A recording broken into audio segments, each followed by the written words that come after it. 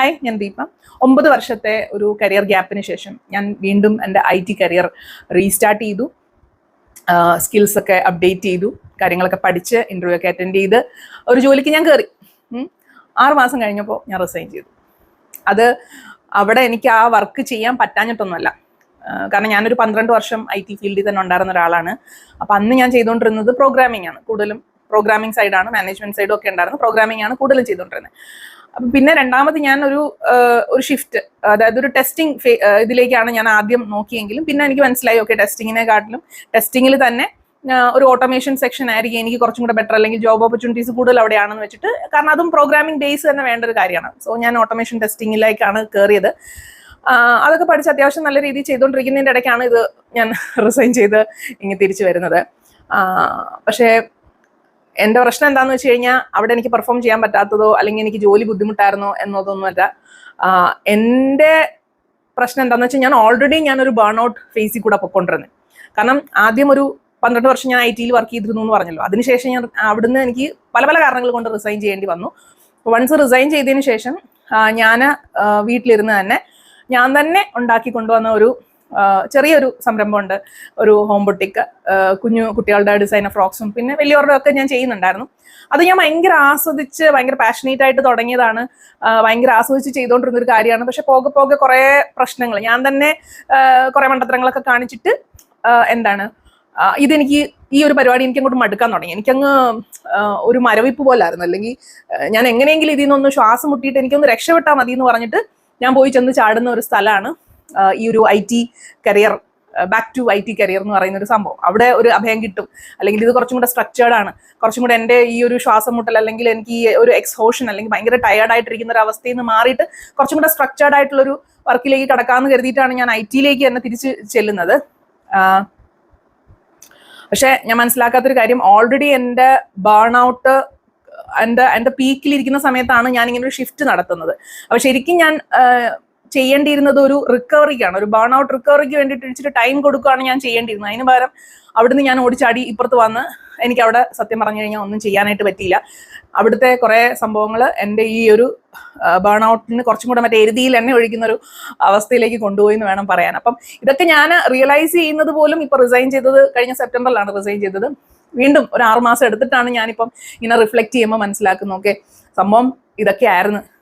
അല്ലെങ്കിൽ എൻ്റെ അടുത്ത് ഹീൽ ചെയ്യപ്പെടാത്ത കുറേയധികം കാര്യങ്ങളൂടെ കിടപ്പുണ്ട്. അപ്പം ഇതിൻ്റെയൊക്കെ ഒരു റിസൾട്ടായിട്ടാണ് നമ്മുടെ കാര്യങ്ങൾ കുളവായിട്ട് ചളവായിട്ട് പോയിക്കൊണ്ടിരിക്കുന്നത്. അപ്പം അതിനെപ്പറ്റിയാണ് ഇന്നത്തെ വീഡിയോ. അപ്പം ഇനി എന്താണ് ബൊട്ടിക്കിൽ സംഭവിച്ചത്? ഞാൻ ബൊട്ടിക് സ്റ്റാർട്ട് ചെയ്യുന്നത് എനിക്ക് തോന്നുന്നു എൻ്റെ കുഞ്ഞ് രണ്ടാമത്തെ കൊച്ച് ഒരു 6 മാസം പ്രായമുള്ളപ്പോഴാണ്. കാരണം അന്നേരവും ഈ ജോലി എനിക്ക് നഷ്ടപ്പെട്ടു എന്നുള്ളത് എനിക്ക് അക്സെപ്റ്റ് ചെയ്യാൻ പറ്റാത്തൊരു സിറ്റുവേഷനിൽ ഇരിക്കുകയാണ്. അതായത് 12 വർഷം ഞാൻ വർക്ക് ചെയ്തു. അത് കഴിഞ്ഞ് ആദ്യത്തെ ഒരു 10 വർഷം ഒരേ കമ്പനിയിലായിരുന്നു. ആ കമ്പനിയിൽ നിന്ന് റെസിഷൻ കാരണം പറഞ്ഞു വിട്ടു. അടുത്ത കമ്പനി കയറി, അവിടെയും കുറച്ച് ആത്മാർത്ഥത കൂടി പോയതുകൊണ്ട് അവിടുന്ന് എന്നെ പറഞ്ഞു വിട്ടു. അതൊന്നും എനിക്കൊരു പുത്തരിയൊന്നും അല്ലായിരുന്നു. അത് പറഞ്ഞു കിട്ടാ പോട്ടെ, എനിക്ക് അടുത്ത കാര്യം നോക്കാം എന്നുള്ളൊരു കോൺഫിഡൻസ് ഒക്കെ ഉണ്ടായിരുന്നൊരു സമയമാണ് ആ സമയം. അപ്പം അതിനുശേഷമാണ് അതിനുശേഷം എനിക്ക് തോന്നുന്നു ഞാൻ അച്ചാച്ചിയുടെ കോൺട്രാക്ടർ ഫീൽഡിലേക്ക്, സിവിൽ കോൺട്രാക്ടർ ഫീൽഡിലേക്ക് ഇറങ്ങി. ഒക്കെ ഞാൻ ഒത്തിരി തവണ പറഞ്ഞിട്ടുള്ളതാണ്. അപ്പം ഞാൻ എപ്പോഴും ഒരു സ്റ്റോപ്പില്ല, അതായത് എവിടെ ഞാൻ റെസ്റ്റ് എടുക്കാതെ അടുത്തടുത്ത പരിപാടികൾ ചെയ്തുകൊണ്ടിരിക്കുകയാണ്. പക്ഷെ ഇതിൻ്റെ അകത്ത് കുറേ അധികം നമുക്ക് കുറേ മെന്റൽ ഷോക്സ് ഒക്കെയാണല്ലോ ഈ സംഭവിക്കുന്നതൊക്കെ. അപ്പം അതിനെ ഒന്ന് റിഫ്ലക്ട് ചെയ്യാൻ പോലും സമയം കൊടുക്കാണ്ട് ഞാൻ ഇങ്ങനെ ഓടിക്കൊണ്ടിരിക്കുകയാണ്. അതായത് ജോലി പോകുന്നു, അപ്പം അടുത്തത് ഞാൻ എന്താണ് നമ്മുടെ കുറേ ടെസ്റ്റുകളുണ്ടല്ലോ, അതിനൊക്കെ പോകുന്നു. ആ ടെസ്റ്റ് എഴുതാൻ ഇഷ്ടപ്പെടുന്നില്ല, അപ്പം അതെനിക്ക് പറ്റുന്നില്ല. അങ്ങനെ പിന്നെ ഞാൻ അച്ചാച്ചിയുടെ കൂടെ വർക്കിന് പോകുന്നു. അച്ചാച്ചിയുടെ വർക്കിലെ പ്രഷറും പിന്നെ എൻ്റെ വർക്കിലെ പ്രഷറും, എനിക്ക് ഈ ഒട്ടും എത്തിക്സ് ഇല്ലാത്ത കുറേ ആൾക്കാരുടെ കൂടെ വർക്ക് ചെയ്യേണ്ടി വന്നതിൻ്റെ ഒരു വിഷമവും എല്ലാം കൊണ്ട് ഞാൻ അതും കൂട്ടിക്കെട്ടി. മനസ്സിലായില്ല, നമ്മുടെ കുറെ വാല്യൂ സിസ്റ്റമായിട്ട് അലൈൻ ആവുന്നില്ല. മേ ബി ഞാൻ എൻ്റെ വാല്യൂ സിസ്റ്റംസ് അല്ലെങ്കിൽ ഞാൻ എൻ്റെ സ്റ്റാൻഡേർഡ് കുറച്ച് ഹൈ ആക്കി വെച്ചേക്കുന്നുണ്ടാന്ന് തോന്നുന്നു.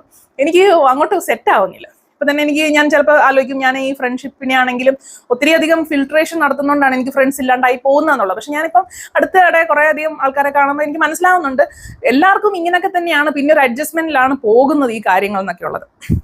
അപ്പൊ ബാക്ക് ടു അപ്പൊ ഇങ്ങനെ ഒരു ഹീലിംഗ് കൊടുക്കാതാണ് ഞാൻ അടുത്തടുത്ത ജോലികളിലേക്ക് പോയിക്കൊണ്ടിരുന്നത്. അങ്ങനെ പിന്നെ എനിക്ക് എന്തായാലും വെറുതെ ഇരുന്നേ പറ്റൂ എന്ന് പറഞ്ഞൊരു അവസ്ഥ വന്നു. അതായത് എൻ്റെ സെക്കൻഡ് പ്രഗ്നൻസി. അപ്പൊ അതിലും ഞാൻ ഇങ്ങനെ ഞെരിവിരി കൊള്ളുവാണ്. കാരണം എനിക്ക് ബെഡ് റെസ്റ്റ് പറഞ്ഞേക്കുന്നതുകൊണ്ട് മാത്രം ഞാനിങ്ങനെ എനിക്കൊന്ന് ഒരു 6 മാസം വരെ ഞാൻ ഈ സിവിൽ വർക്കിന്റെ പുറകെയൊക്കെ പോകുന്നുണ്ടായിരുന്നു. അതിനുശേഷമാണ് ഞാൻ ഒന്ന് അടങ്ങി ഒതുങ്ങി ഇരുന്നത്. കാരണം എൻ്റെ വണ്ണമൊക്കെ കൂടി എനിക്ക് അനങ്ങാൻ പറ്റാണ്ടായി. ബെഡ് റെസ്റ്റ് പറഞ്ഞു കഴിഞ്ഞാൽ ഞാൻ മിണ്ടാണ്ട് വീട്ടിലിരുന്നു. അപ്പോഴും എനിക്കിങ്ങനെ തലയിൽ കൂടെ 10,000 കാര്യങ്ങൾ ഓടിക്കൊണ്ടിരിക്കുകയാണ്. എന്ത് ചെയ്യും? അപ്പൊ ആ ടൈമിൽ ഞാൻ എന്താണ് എനിക്ക് വെറുതെ ഇരിക്കാൻ പറ്റുന്നില്ല. സോ ഞാൻ എന്നാ ചെയ്തേ, ഷെയർ ട്രേഡിങ്, മനസ്സിലായില്ലേ? അത് ഷെയർ ട്രേഡിംഗ് എന്ന് പറഞ്ഞാൽ സ്വിംഗ് ആയിരുന്നു. ഡേ ട്രേഡിംഗ് ഒന്നും ഞാൻ ചെയ്തിട്ടില്ല. സ്വിംഗ് ആണ് ചെയ്തുകൊണ്ടിരുന്നത്. അതും മറ്റേ നരേന്ദ്രമോദി കൊണ്ടുവന്ന് നോട്ട് നിരോധനം നടത്തി കഴിഞ്ഞപ്പോൾ കംപ്ലീറ്റ് അത് പോയി. അപ്പൊ ഞാൻ ആലോചിച്ചു, ഞാൻ തുടങ്ങുന്നതെല്ലാം ഇങ്ങനെ ഒട്ടും അങ്ങോട്ട് സെറ്റ് ആവുന്നില്ല, എല്ലാം അങ്ങ് ഇതായി പോവാണല്ലോ എന്നുള്ളൊരു മട്ടിലിങ്ങനെ ഇതുണ്ട്. പക്ഷെ അതൊന്ന് റിഫ്ലക്ട് ചെയ്യാനുള്ള സമയം ഞാൻ കൊടുക്കൂല. ഉടനെ അടുത്ത പരിപാടി. അപ്പം കൊച്ചായി കഴിഞ്ഞപ്പോൾ ആ കൊച്ചിനെ വെച്ചുകൊണ്ട് തന്നെ ഞാൻ നെക്സ്റ്റ് എന്താ എന്ന് ആലോചിക്കാം. ഞാൻ ഒത്തിരി വീഡിയോസിൽ ഞാൻ ഇങ്ങനെ എന്റെ ബിസിനസ് സ്റ്റാർട്ട് ചെയ്യുന്നതിനെ പറ്റിയിട്ടുള്ള കാര്യങ്ങൾ പറഞ്ഞിട്ടുണ്ട്. എനിക്ക് തോന്നുന്നൊരു ഓവർ അച്ചീവിങ് സിൻഡ്രോമോ അങ്ങനെ വല്ല സംഭവമായിരിക്കും. എനിക്ക് എന്തെങ്കിലുമൊക്കെ എപ്പോഴും ഞാൻ ചെയ്തുകൊണ്ടിരിക്കണം. പക്ഷെ അതൊരു നല്ല കാര്യമാണെന്ന് എനിക്ക് തോന്നുന്നില്ല. ഇപ്പൊ ഞാൻ കുറച്ച് സ്ലോ ഡൗൺ ചെയ്യാനാണ് ശ്രമിക്കുന്നത്. അപ്പം അതിനുശേഷം കുഞ്ഞായം കഴിഞ്ഞപ്പോഴത്തേക്ക് എനിക്ക് എത്രയും പെട്ടെന്ന് എന്തെങ്കിലും ചെയ്യണം എന്നുള്ള രീതിയിലാണ് എപ്പോഴും എന്നോട് ആൾക്കാർ ചോദിച്ചുകൊണ്ടിരുന്ന ആ ഒരു തയ്യൽ റിലേറ്റഡ് തന്നെ ഒരു ഡിസൈനിങ്, കുഞ്ഞുള്ളവരുടെ ഡ്രസ്സ്. പക്ഷെ അതെന്തായാലും ഞാൻ ഉദ്ദേശിച്ച രീതിയിൽ തന്നെ അത് ക്ലിക്കായി. അപ്പോൾ അത് ഞാൻ ഭയങ്കര ആസ്വദിച്ച് ചെയ്തുകൊണ്ടിരുന്നത്. കാരണം എനിക്ക് ഭയങ്കര സന്തോഷം തരുന്നൊരു കാര്യമാണ്. കുറച്ചൊക്കെ വരയ്ക്കുക, കുറച്ചൊക്കെ ഡിസൈനിങ്, അല്ലെങ്കിൽ കുറച്ച് എംബ്രോയിഡറി ചെയ്യുക, കുറച്ച് മുത്ത് പിടിപ്പിക്കുക, ഇങ്ങനത്തെ കാര്യങ്ങളൊക്കെ ഭയങ്കര ഇഷ്ടമാണ്. അതുപോലെ ചെയ്ത് കഴിയുമ്പോൾ ആൾക്കാരുടെ കയ്യിൽ നിന്ന് കിട്ടുന്ന അപ്രിസിയേഷൻ ഒക്കെ എനിക്ക് ഭയങ്കര ഇഷ്ടമായിരുന്നു. അപ്പൊ അതും നമുക്ക് ഹെൽത്ത് വൈസ് എന്ന് പറഞ്ഞു കഴിഞ്ഞാൽ ഇതുപോലെ കുറേ അധികം അല്ലാതെ ഫാമിലിയിലും നമുക്ക് ഒത്തിരി അധികം പ്രശ്നങ്ങളും കാര്യങ്ങളൊക്കെ ഡീൽ ചെയ്യാനുണ്ടായിരുന്നു. ഫിനാൻഷ്യലായിട്ട് ഒക്കെ ഒത്തിരി കാര്യങ്ങൾ ഡീൽ ചെയ്യാനുണ്ടായിരുന്നു. മൂത്ത മോളാണ്. അപ്പം അച്ചാച്ചിയുടേതായ കുറേ കാര്യങ്ങൾ, അച്ചാച്ചിയുടെ ഓഫീസിലെ പ്രശ്നങ്ങൾ അല്ലെങ്കിൽ ബിസിനസ്സിലെ പ്രശ്നങ്ങളൊക്കെ ഡീൽ ചെയ്യുന്നത് ഒരു സൈഡിൽ കൂടെ നടപ്പുണ്ട്. അപ്പൊ ഇതെല്ലാം എന്ന് പറഞ്ഞാൽ ഭയങ്കര സ്ട്രെസ്ഫുൾ ആയിട്ടൊരു സംഭവമാണ്. ഞാൻ ഇപ്പോൾ ഈ ഒരു കുറേ നാളായിട്ട് ഇങ്ങനെ സമാധാനമായിട്ടിരുന്ന് ചിന്തിക്കുമ്പോഴാണ് ഞാൻ ആലോചിക്കുന്നത്, ഓക്കെ, കുറേ അധികം കാര്യങ്ങളിലൂടെ കടന്നു പോയിട്ടുണ്ട്. പക്ഷെ അന്നേരം ഉണ്ടായ, ഇപ്പം നമുക്ക് ട്രോമ എന്നൊക്കെ പറയാമെന്ന് അറിയത്തില്ല, അന്നേരം ഉണ്ടായ കുറേ അധികം ഇൻസിഡൻസ് എന്നെ എന്ത് രീതിയിൽ ബാധിച്ചു എന്നുള്ളത് ഞാൻ റിയലൈസ് ചെയ്യുന്നില്ല. അല്ലെങ്കിൽ അതും ഒരു വർക്ക് റിലേറ്റഡ് ബേൺ ഔട്ട് അതിനെക്കാട്ടിലും അല്ലാണ്ട് കുറേ അധികം ഒരു ഫങ്ഷണൽ ലെവലിൽ കുറേ അധികം ബേൺ ഔട്ട്സ് ഞാൻ ഇങ്ങനെ ക്യാരി ഓവർ ചെയ്ത് പോയിക്കൊണ്ടിരിക്കുന്ന ഒരു ആളായിരുന്നു എന്നുള്ളതാണ് ഇപ്പൊ എനിക്ക് റിയലൈസ് ചെയ്യുന്നത്. അപ്പൊ ഇതിന്റെ എല്ലാം കൂടെ ആയിട്ട് ഇടയ്ക്കിടയ്ക്ക് എനിക്ക് വയ്യാണ്ടാവും, ഫൈബ്രോമയാൽജിയുടെ പ്രശ്നമുണ്ട്, വയ്യാണ്ടാവും. സംഭവം ഈ ബൊട്ടിക്ക് തന്നെ ഞാൻ സ്റ്റോപ്പ് ചെയ്യും, പിന്നെയും സ്റ്റാർട്ട് ചെയ്യും, പിന്നെ ആൾക്കാർ വരും. അപ്പം ആൾക്കാർ വരുന്നതിന് ഒരു ബുദ്ധിമുട്ടും ഇല്ലായിരുന്നു. പിന്നെ ഞാൻ തന്നെയാണ് ചെയ്തുകൊണ്ടിരുന്നത്. അതിനകത്തും ഒത്തിരി അധികം കുറെ പ്രശ്നങ്ങളുണ്ട്, അതൊക്കെ പിന്നീട് പറയാം. അപ്പോൾ ഞാൻ ഒറ്റയ്ക്കാണ് ഇത് ചെയ്തുകൊണ്ടിരുന്നത്. അപ്പോൾ ഇടയ്ക്ക് വയ്യാണ്ടാവും, നിർത്തും, പിന്നെയും തുടങ്ങും, പിന്നെയും വയ്യാണ്ടാവും. അങ്ങനെ ഒരു സൈക്കിൾ ഇങ്ങനെ കംപ്ലീറ്റ് ചെയ്ത് പോയി കഴിഞ്ഞപ്പോൾ ഞാൻ വളരെ പാഷനേറ്റ് ആയിട്ട്, അതായത് പൈസ ഒന്നും നോക്കാണ്ട് ചെയ്തുകൊണ്ടിരുന്ന ഒരു സംഭവമാണ്. ഒരിടക്കാലത്ത് ഞാൻ ഇതിന്റെ ഫിനാൻഷ്യൽ സൈഡ് ഒന്ന് നോക്കാൻ തുടങ്ങി കഴിഞ്ഞപ്പം നഷ്ടക്കച്ചവടമാണ് എന്നുള്ളൊരു മനസ്സിലാക്കൽ, അതൊരു ഭയങ്കര നമ്മളെ അങ്ങോട്ട് തളർത്തി കളഞ്ഞു. ചേടാ, അപ്പൊ നമ്മൾ ഇത്രയും നാൾ വെറുതെ ചുമ്മാ ചെയ്തുകൊണ്ടിരിക്കുകയായിരുന്നോ എന്നൊരു മെന്റാലിറ്റി വന്നു. അത് കഴിഞ്ഞപ്പോൾ പയ്യെ നമുക്കത് സെറ്റ് ആവുന്നില്ല, ഇങ്ങനെ പോയാൽ പറ്റൂല എന്ന് പറഞ്ഞ് ഞാൻ കുറേ അധികം വലിയ ആൾക്കാരെയും കൂടി ഇൻക്ലൂഡ് ചെയ്യാൻ തുടങ്ങി. അതുവരെ കുഞ്ഞു പിള്ളേരുടെ ആയിരുന്നു, വലിയ ആൾക്കാരെ ഇൻക്ലൂഡ് ചെയ്തു. വലിയ ആൾക്കാരുടെ കാര്യങ്ങളൊക്കെ ഇൻക്ലൂഡ് ചെയ്യാൻ തുടങ്ങി കഴിഞ്ഞപ്പോഴത്തേക്കും കൊച്ചുപിള്ളായിരുന്നു. അപ്പം വലിയ പ്രശ്നമില്ലായിരുന്നു. വലിയവരാകുമ്പോൾ ഡിമാൻഡ്സ് ഒത്തിരിയാ, പിന്നെ ഒത്തിരി എക്സ്പെക്റ്റേഷൻസ് കൂടുതലാണ്. പിന്നെ ഇവരുടെ ഓൾട്ടറേഷൻസ് ഇതൊന്നും എനിക്കങ്ങോട്ട്, അതായത് നമ്മൾ ഓൾറെഡി കുറേയധികം പ്രശ്നങ്ങൾ നമ്മുടെ തലയിലുണ്ട്, അതിൻ്റെ കൂടെ ഈ സാധനങ്ങൾ നമുക്ക് അപ്പോഴേ ബേൺ ഔട്ട് സ്റ്റാർട്ട് ചെയ്തു, നമ്മൾ റിയലൈസ് ചെയ്യുന്നില്ല. അപ്പോൾ ഇതും കൂടെ ആയി, ഈ കസ്റ്റമറുടെ ചൊറിയും എല്ലാം കൂടെ ആയപ്പോഴത്തേക്ക് നമ്മൾ നെഗറ്റീവ് ആവാൻ തുടങ്ങി. പിന്നെ എങ്ങനെയെങ്കിലും എനിക്ക് ഇവിടെ നിന്ന് രക്ഷപ്പെട്ടാൽ മതി എന്ന് പറഞ്ഞു വെച്ചാൽ ഞാൻ അവിടെ നിന്ന് രക്ഷപ്പെടുക. അങ്ങനെ രക്ഷപ്പെട്ടെത്തുന്നതാണ് ഈ ഒരു സംഭവം. അപ്പൊ ഇതിന് വേണ്ടിയിട്ടും എനിക്ക് ഭയങ്കര പേടിയായിരുന്നു സത്യം പറഞ്ഞാൽ. ഈ ഒരു 9 വർഷമാകുമ്പം, ഈ 9 വർഷം ഇടയ്ക്ക് ഞാൻ ഇങ്ങനെ സ്റ്റാർട്ട് ചെയ്യും ചെയ്യുന്ന സമയത്ത് അനിയനും അനിയത്തിയൊക്കെ പറയുന്നുണ്ടായിരുന്നു, നീ പോയിട്ട് റെസ്യൂം അയക്കി നമുക്ക് സ്റ്റാർട്ട് ചെയ്യാം. അപ്പൊ അന്നേരം ഒന്നും എനിക്ക് ഒരു കോൺഫിഡൻസ് ഇല്ല, എനിക്കിനി തിരിച്ചു പോകാൻ പറ്റില്ല, അല്ലെങ്കിൽ എനിക്ക് അതിനുള്ള കഴിവൊന്നും ഇല്ല എന്നുള്ളൊരു മെന്റാലിറ്റിയിലാണ് ഞാൻ ഇരിക്കുന്നത്. ഇതെല്ലാം മൈൻഡ് സെറ്റ് ആണ്. അല്ലെങ്കിൽ ഒത്തിരി നമ്മുടെ ബാക്ക്ഗ്രൗണ്ട് ആയിട്ട്, അല്ലെങ്കിൽ നമ്മുടെ പാസ്റ്റിൽ നടന്ന കുറെ അധികം ഇൻസിഡൻസ് എന്റെ മൈൻഡ് സെറ്റ് തന്നെ കംപ്ലീറ്റ്ലി ചേഞ്ച് ആക്കി കളഞ്ഞു എന്ന് വേണമെങ്കിൽ പറയാം. അതിപ്പോൾ എല്ലാവർക്കും അങ്ങനെ സംഭവിക്കണമെന്നൊന്നുമില്ല. ചിലപ്പം എൻ്റെ ഒരു ക്യാരക്ടറിന്റെ ആയിരിക്കാം, എൻ്റെ കുറെ എൻ്റെ കുറെ അനാവശ്യമായ വാല്യൂ സിസ്റ്റത്തിന്റെ ഒക്കെ പ്രശ്നങ്ങളായിരിക്കാം. എനിക്ക് എൻ്റെ മാത്രം തെറ്റായിട്ട് ഞാൻ അംഗീകരിക്കുന്ന ഒരു കാര്യമാണ് ഇപ്പൊ. പണ്ടങ്ങനെ ഞാൻ സമ്മതിക്കത്തില്ലായിരുന്നു. അപ്പോൾ അങ്ങനെ ആണ് ഞാൻ ഈ ഒരു IT-യിലേക്ക് കടക്കുന്നത്.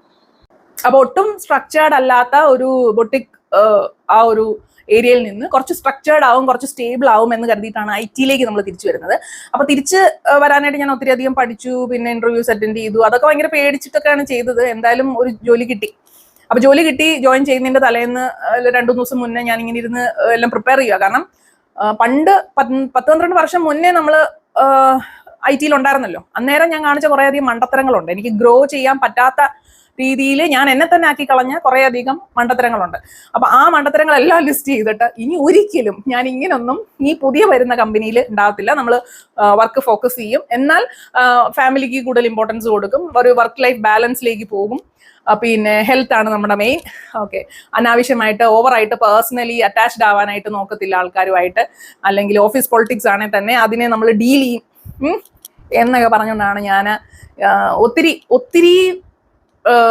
എന്താണ് കുറെ കാര്യങ്ങളൊക്കെ എഴുതി ഒട്ടിച്ചൊക്കെ വെച്ചിട്ടാണ് ഞാൻ ഈ ഒരു ഇതിലേക്ക് കിടക്കുന്നത്. അതായത് നമ്മൾ പക്ക പ്രൊഫഷണൽ മോഡായിരിക്കും. ഇതിനെ വർക്കിനെ ലൈഫുമായിട്ട് കൂട്ടിക്കുഴക്കില്ല.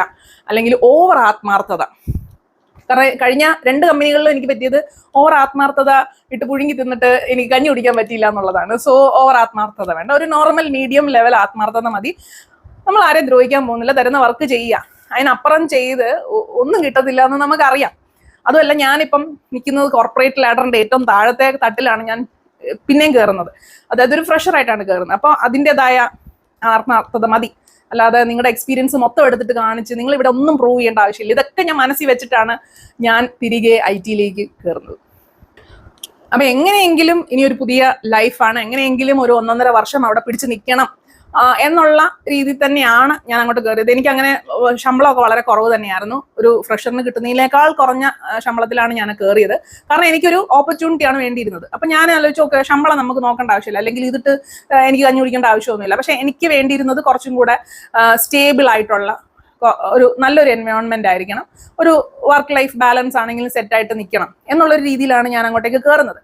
പക്ഷെ ഓൾറെഡി ബേൺ ഔട്ട് ആയിരുന്ന എനിക്ക് അവിടുത്തെ ചെറിയ സംഭവം പോലും എനിക്ക് അക്സെപ്റ്റ് ചെയ്യാൻ പറ്റുന്നുണ്ടായിരുന്നില്ല. എൻ്റെ ഇതിലേക്ക് മറ്റേ എരുതിയിലേക്ക് എണ്ണ ഒഴിക്കുന്ന പോലത്തെ അവസ്ഥകളായിരുന്നു അവിടുത്തെ കാര്യങ്ങൾ.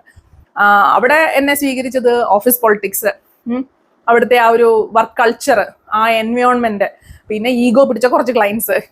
അതായത് നമ്മൾ ഫ്രഷറാണല്ലോ, അപ്പൊ നമുക്ക് എക്സ്പീരിയൻസ് വെച്ചിട്ട് നമ്മൾ ചില കാര്യങ്ങൾ എന്തുവാ പറയുന്നേ, ഈ പ്രോസസ് ഒന്നും അങ്ങനെ ഭയങ്കരമായിട്ട് എനിക്കൊന്നുമില്ല. എല്ലായിടത്തും പ്രോസസ്സൊക്കെ ഫോളോ ചെയ്യുന്ന കമ്പനികളാണോ IT കമ്പനി എന്ന് ചോദിച്ചു കഴിഞ്ഞാൽ എനിക്കറിയാവുന്ന എൻ്റെ അനിയത്തി അല്ലെങ്കിൽ എൻ്റെ ഹസ്ബൻഡ്, എൻ്റെ കസിൻസ് ഒക്കെ വർക്ക് ചെയ്യുന്നതും പല IT കമ്പനികളിലാണ്. അപ്പൊ അവരോടൊക്കെ ചോദിക്കുമ്പോഴത്തേക്കും ഒരു വിധം തട്ടുകേടില്ലാത്ത രീതിയിൽ പ്രോസസ്സ് ഫോളോ ചെയ്യുന്ന കമ്പനികളാണ് മിക്കതും. അപ്പം ഞാനും ആ ഒരു എക്സ്പെക്ടേഷനിലാണ് ഇവിടെ. അത്യാവശ്യം അതുമല്ല ഒരു കനേഡിയൻ ബേസ്ഡ് കമ്പനിയാണ്. അപ്പം എന്തായാലും പ്രോസസ്സൊക്കെ അത്യാവശ്യം കാണും. പക്ഷെ ഇവരുടെ പ്രോസസ്സ് കണ്ട് ഞാൻ കണ്ണു തള്ളിയെന്ന് വേണം പറയാനായിട്ട്. അപ്പം അതിലെന്തെങ്കിലുമൊക്കെ ഞാൻ ഒന്ന് ചൂണ്ടിക്കാണിച്ചു കഴിഞ്ഞാൽ ഇവർക്ക് അങ്ങ് ഭയങ്കരമായിട്ട് അങ്ങ് കൊള്ളും. അപ്പൊ ഞാൻ ആലോചിച്ചു, അപ്പൊ ആദ്യം എൻ്റെ ഒരു ആവേശത്തിരത്തല്ലൽ ഉണ്ടല്ലോ, അങ്ങനെ ഞാൻ കുറേയൊക്കെ കാര്യങ്ങൾ ശരിയാക്കാനൊക്കെ ശ്രമിച്ചു. അതായത് ആ പണ്ടത്തെ ഞാൻ 2ാമത്തെ കമ്പനിയിൽ ഈ കുറെ കാര്യങ്ങൾ ശരിയാക്കാൻ ശ്രമിച്ചാണ് എൻ്റെ ജോലി പോയത്. അപ്പം ഇവിടെയും അതേ തന്നെയാണ് നടന്നത്. ഇവർക്ക് ഇഷ്ടപ്പെട്ടില്ല. അപ്പൊ ഇവരെ ഒരുമാതിരി കോർണർ ചെയ്യുന്ന പോലെ, നമ്മളിപ്പോൾ എത്ര വർക്ക് ചെയ്ത് കഴിഞ്ഞാലും നമ്മളെ ഒരുമാതിരി തേച്ചൊട്ടിക്കുന്നു, അല്ലെങ്കിൽ നമ്മളെ നീ ഒന്നും ഉണ്ടാക്കണ്ട. അല്ലെങ്കിൽ ആദ്യം നമുക്ക് തന്നോണ്ടിരുന്നത് മറ്റേ ഗുഡ് ഡോക്ടർ എന്ന് പറഞ്ഞ സീരീസ് കണ്ടിട്ടുണ്ടോ? അതിൽ മറ്റേ ഷോൺ മർഫി ആ പയ്യനില്ലേ, അവൻ ഓട്ടിസ്റ്റിക് ആയതുകൊണ്ട് അവൻ ആദ്യം ചെല്ലുമ്പോഴത്തേക്ക് അവനെ മറ്റേ സക്ഷൻ ഇതെടുത്തു കൊടുക്കും. സർജറിക്കുള്ള സംഭവങ്ങളൊന്നും അവന് ചെയ്യാൻ സമ്മതിക്കത്തില്ല. അതുപോലെ ഒരു ചീള് കേസുകളൊക്കെയാണ് എനിക്ക് ആദ്യം തന്നോണ്ടിരുന്നത്. പിന്നെ കുറേ അധികം കാര്യങ്ങൾ പഠിക്കാനും, പിന്നെ അപ്പം നമ്മളെ അങ്ങ് തേച്ച് ഓട്ടിക്കുന്ന രീതിയിലുള്ള സംസാരത്തിൽ നമ്മൾ ഓക്കെ കൂളായിട്ട്, അല്ലെങ്കിലും ഇവരുടെ ഒന്നും ഇത് നമ്മൾ ശമ്പളം മേടിക്കുന്നു, നമ്മൾ ജോലി ചെയ്യുന്നു, ശമ്പളം മേടിക്കുന്നു, ജോലി ചെയ്യുന്നു, അത് മാത്രം ആലോചിച്ചാൽ ഇതിനകത്ത് ഈഗോ ഒന്നും നമ്മൾ തലക്കോട്ട് എടുക്കണ്ട. ഇങ്ങനെയൊക്കെ നമ്മൾ മൈൻഡിൽ സെറ്റ് ചെയ്തിരുന്നെങ്കിലും സംഭവങ്ങളെല്ലാം കൈവിട്ട് പോയി. അപ്പൊ ഈ പറഞ്ഞ ഓഫീസ് പൊളിറ്റിക്സും കാര്യങ്ങളൊക്കെ ഓൾറെഡി നമ്മൾ ഡീൽ ചെയ്തിട്ടുള്ളതാണ്. പക്ഷെ ഞാൻ ഓൾറെഡി ഇങ്ങനെ ഒരു ബേൺ ഔട്ടിലൂടെ, അല്ലെങ്കിൽ ഒത്തിരി പാസ്റ്റ് എക്സ്പീരിയൻസ് നമ്മുടെ തലയ്ക്കകത്ത് ഇപ്പോഴും അൺഹീൽഡ് ആയിട്ടുള്ള കുറെ കാര്യങ്ങൾ കിടക്കുന്നതുകൊണ്ട് തന്നെ എനിക്കിതെല്ലാം ട്രിഗർ പോയിന്റ്സ് ആണ്, മനസ്സിലായില്ലേ? അപ്പോൾ നമുക്കിത് പറ്റാണ്ടായി. നമ്മുടെ ബോഡി അതനുസരിച്ച്, അതായത് ഈ ഒരു പ്രഷർ നമുക്ക് താങ്ങാൻ പറ്റുന്നില്ല.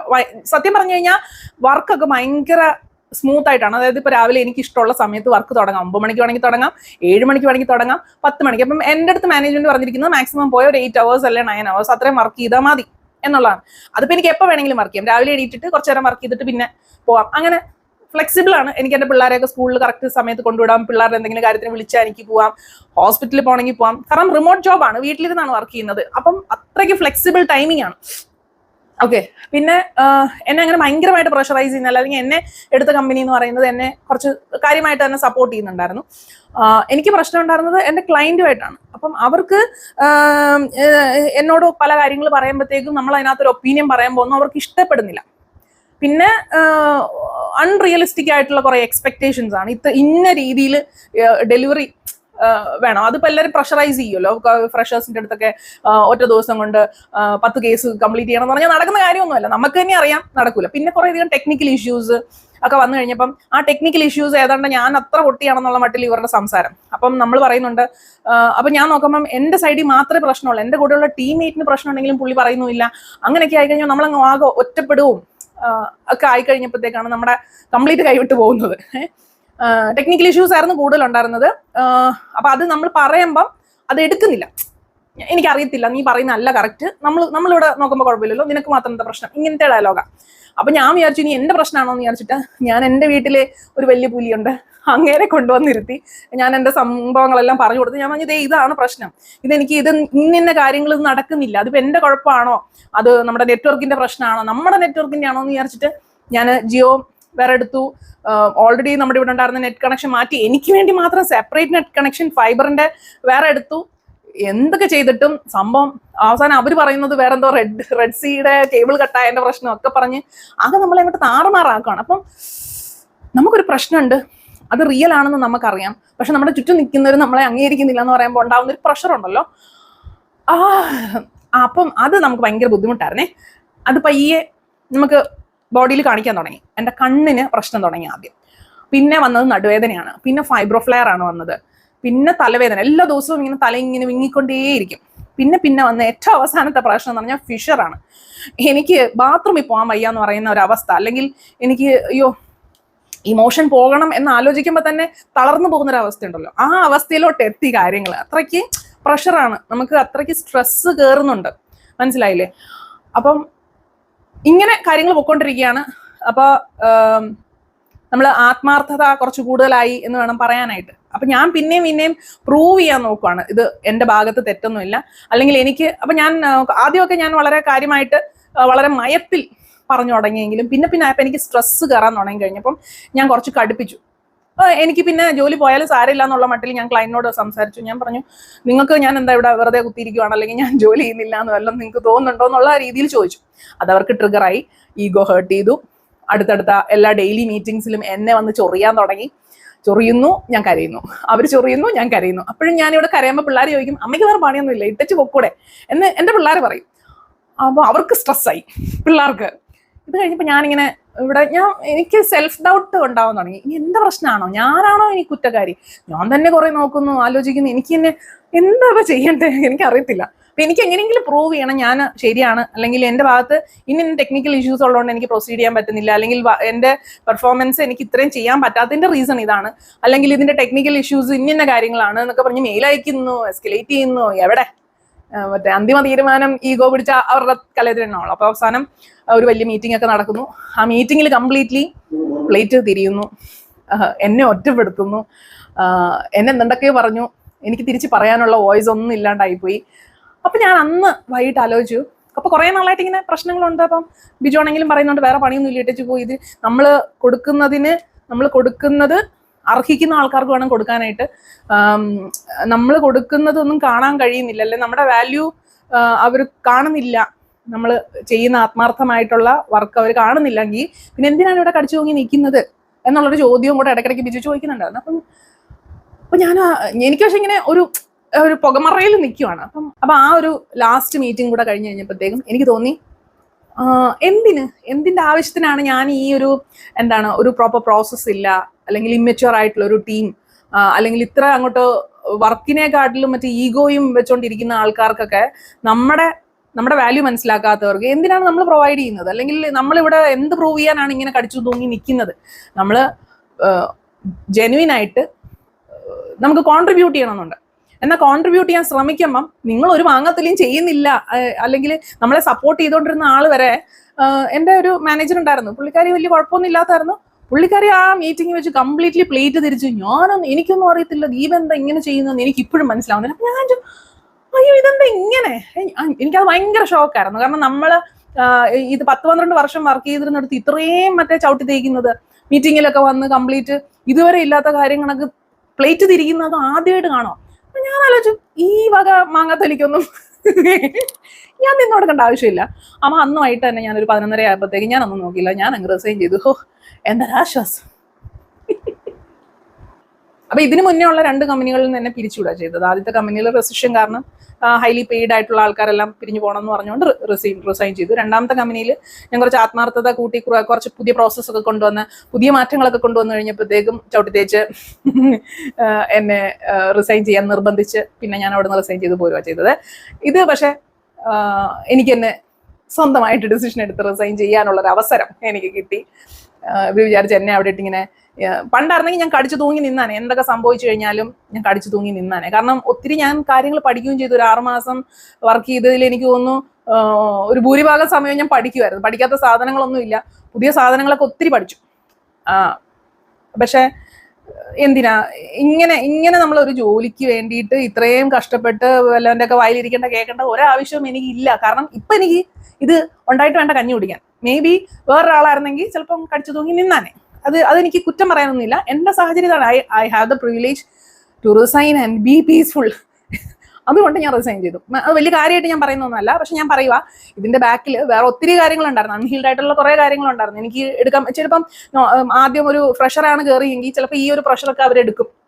കാരണം അവരുടെ രീതിയിൽ ഇതിനെ കമ്പയർ ടു അവരുടെ ഫ്യൂച്ചർ അല്ലെങ്കിൽ അവരുടെ കരിയർ നോക്കുമ്പോഴത്തേക്കും ഇങ്ങനെ എനിക്ക് ഇട്ടിട്ട് പോയെന്ന് പറഞ്ഞാൽ എൻ്റെ കരിയർ നശിക്കാനൊന്നുമില്ല. എനിക്ക് ഇനിയും എന്ത് വേണമെങ്കിലും റീസ്റ്റാർട്ട് ചെയ്യാനുള്ള കോൺഫിഡൻസ് എനിക്കുണ്ട്.